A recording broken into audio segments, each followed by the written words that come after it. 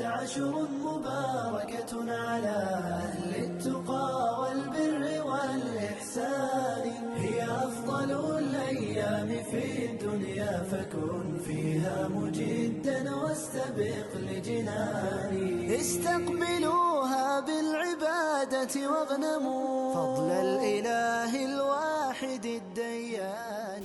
بسم الله والحمد لله والصلاة والسلام على رسول الله. إكمالا لموضوعنا محاسن البيت. ومن محاسن البيت أنه هدى للعالمين. قالوا العلماء إنه هدى للعالمين.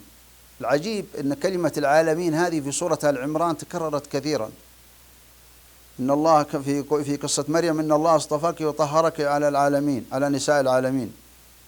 وما الله يريد ظلما للعالمين، إن الله لغني عن العالمين، هدى للعالمين. تكررت هذه الهداية. المراد بالهداية هنا قالوا العلماء الآن جميع مساجد الأرض وكل من يصلي سواء كان في بيته أو في المسجد يتوجه في الصلاة يطلب الهداية.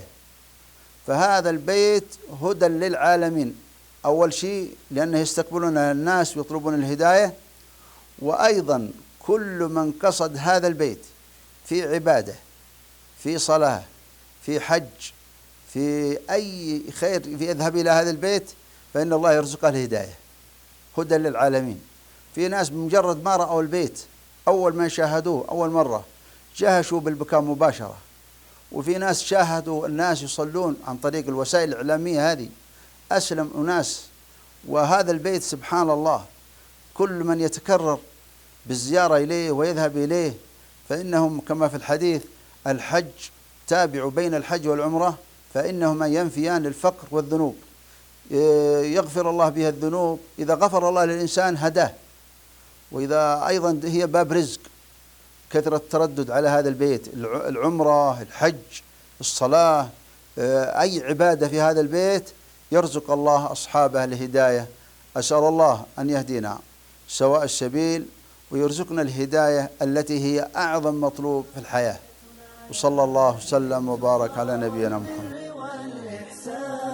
هي أفضل الأيام في الدنيا فكن فيها مجدا واستبق لجناني. استقبلوها بالعبادة واغنموا فضل الإله الواحد الديان.